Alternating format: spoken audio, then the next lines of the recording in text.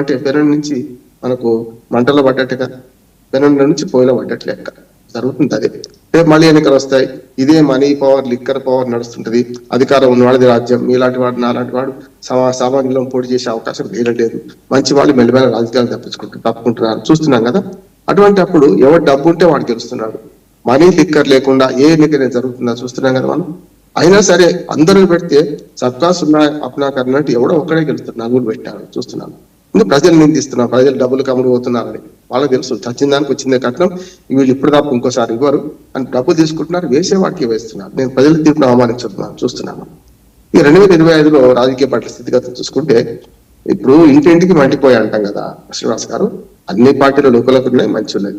కాకపోతే రేవంత్ రెడ్డి గారు నా ఉద్దేశం ఏంటంటే పార్టీలో బలోపేతమైనరు, ప్రభుత్వంలో కూడా బలోపేతమైనరు. దాన్ని అభినందించాలి. ఓ రకంగా చెప్పాలంటే రేవంత్ రెడ్డి గారు మొదటి 2 సంవత్సరాలు ఎంత తిప్పలు పడ్డాడు అంటే పిసిసి అధ్యక్షుడిగా, ఆ తర్వాత మొదటిసారి ముఖ్యమంత్రిగా వచ్చిన తర్వాత మంత్రులు సీనియర్లు హేమీరు, ఈయన బయట నుంచి వచ్చిన వాడు పార్టీలో అడ్జస్ట్ కాలేని పరిస్థితి ఉంటది.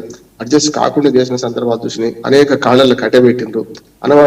అనేక రకంగా బీఆర్ఎస్ కు కోటలు కూడా కాంగ్రెస్ లో ఉన్నారు. ఇన్ని తట్టుకొని నిలబడినంటే 2 ఏళ్ళుగా ముఖ్యమంత్రి చేశారంటే నా ఉద్దేశం రేవంత్ రెడ్డి ఒక రకం చెప్పిన మన ఆయన గొప్పతనాన్ని ఒప్పుకోవాలంటాడు. ఏమాడక ఆయన పార్టీ కాదు, మనం ఆయన సార్వత్పరణ అంతకాలం కాదు. అంటే ఒక వ్యక్తి రాజకీయాల్లో జడ్పీటీసీ నుంచి ఎదిగి ఎంపీ ఎమ్మెల్యే ఉన్నా ఎప్పుడు కూడా ఆయన మంత్రిగా కూడా కనీసం పనిచేయలేదు చూసినాం కదా.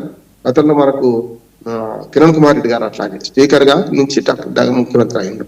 అప్పుడు అనుభవం లేకపోయినా కిరణ్ కుమార్ రెడ్డి గారి పరిపాలన తెలంగాణ ఉద్యమం అది ఉండొచ్చు, కానీ ఆయన శాంతి భద్రతలు కాపాడాలి కానీ కొంతవరకు ఓల్డ్ సిటీలో కొంతవరకు గట్టిగా ప్రయత్నం చేయడం కానీ కొన్ని విషయాల్లో కిరణ్ కుమార్ రెడ్డి పరిపాలన బాగున్నది. అట్లనే ఇప్పుడు కూడా విధానాలు పక్కన పెడతాం. అంటే మనకు ఇచ్చిన హామీలు తీర్చిందా లేదా కానీ ఇవన్నీ పక్కన పెడితే పార్టీలో ఖచ్చితంగా పట్టు సాధించండి రేవంత్ రెడ్డి. ప్రభుత్వంలో కూడా అధికారులు కూడా చాలా తప్పు చేయిస్తుంటారు, లేకుంటే తప్పులు చేస్తుంటే ఊరుకుంటారు. అటువంటిది కూడా అధికారంలో ఏముంది, అసలు మంత్రివర్గం చేయాల్సిన పని ఏంది, కొంచెం వరకు ఒక పట్టు సాధించి రేవంత్ రెడ్డి గారు నిలిచి గెలిచారంటున్నారు. అట్లానే కంటోన్మెంట్ ఎన్నిక నుంచి ఆయన వచ్చిన తర్వాత 2 ఉప ఎన్నికలు జరిగినాయి.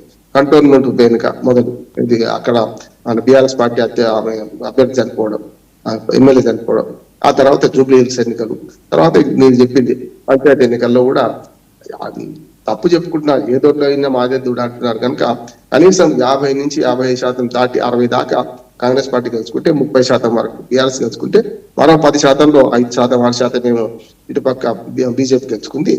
3 పార్టీలకు ఎవరికి ఎంత వాటి ఇవ్వాలో అంత ఇచ్చాను. ముఖ్యంగా పార్టీ పరంగా ఎన్నికలు కావు కనుక కొంచెం అటు ఇటు చెప్పుకో 10% ఓట్లను వాళ్ళు వేసుకుంటున్నారు. అది 10% సర్పంచులు మా వాళ్ళు అంటే మా వాళ్ళు అంటున్నారు. కానీ మొత్తం మీద మాత్రం సినిమా భాగం కాంగ్రెస్ గెలుచుకుంది. సెకండ్ ప్రతిపక్ష పార్టీగా బీఆర్ఎస్ ఉంది. 3వ పార్టీగా ఉంది ఇండిపెండెంట్లు. అట్లాగే ఏకగ్రీవాలు పక్కన పెడితే 15% ఏకగ్రీవాలు ఉన్నాయి ఇండిపెండెంట్. ఇది మన పంచాయతీ ఎన్నికలు. అస్సలు పరీక్ష ముందుంది ముసళ్ళ పండుగ అన్నట్టు వచ్చే సంవత్సరం అంతా కూడా మీరు అన్ని రాజకీయ పార్టీలకు ఒక పెద్ద సవాల్ అంటున్నాను. ఎందుకంటే ఈ సంవత్సరం అంతా ఏదో నడిచింది, పెద్దగా ఎన్నికల సంవత్సరం మొదట్లో కొంత ఒడిదొడుకులు ఉంటాయి. బాలారెస్టులు దాటినాం. మనకు మొదటి సంవత్సరం బాలారెస్టులు దాటినాం. 2వ సంవత్సరం అయితే నల్లేరు మీద నడికే రేవంత్ రెడ్డి పరిపాలన. ఎన్ని ఒడిదొడుకులు ఉన్నా, హామీలు సరిగ్గా అమలు కాకపోయినా, ఏమున్నా కూడా ప్రజలైతే ఓటేసి గెలిపించారు కదా 2 ఉప ఎన్నికల్లో, అట్లాగే పంచాయతీ ఎన్నికల్లో. ఇక వచ్చేది ఏంటంటే మనకు ఈ ప్రతిపక్షాలు కూడా ఇంటిలోని పోలి ఇంతింత కాదయ్య అన్నట్టు మనకు బీఆర్ఎస్ పార్టీకి సొంత కూతురే బయట పోయి గుండెల మీద అంతుంటే అవినీతి ఆరోపణలు చేసుకుంటూ ప్రతిపక్షాల కంటే మనకు ముఖ్యంగా అధికార పక్షం ఎంత దాడి చేస్తుందో అంతకంటే ఎక్కువ తన సొంత కన్నబిడ్డను మొత్తం రాష్ట్రం అంతా తిరుగుతూ మంత్రులను అందరిని అవమానిస్తున్నది. ఇక తండ్రి దురదృష్టుడు కాదు కదా, ఆయన తెలవకుంటే ఏం జరగదు కదా. మరి ఆయన మీద ఒక్కరి మీద అనకుండా మా తండ్రి దేవుడు, మా నాన్నగారు దేవుడు, కానీ మిగతా దయ్యాలు ఉన్నాయంటే దేవుని పక్కన దయ్యాలు ఉండదు కదా. అట్లాగే వీళ్ళందరూ అవినీతి పనులు అంటే అవినీతి పనులను సహించేది ఎవరు? మీ నాన్నగారే కదా, వస్తుంది కదా అదే. కనుక ఇవాళ కేసీఆర్ గారికి తన కూతురే గుండెల మీద కుప్పటై కూర్చున్నది కనుక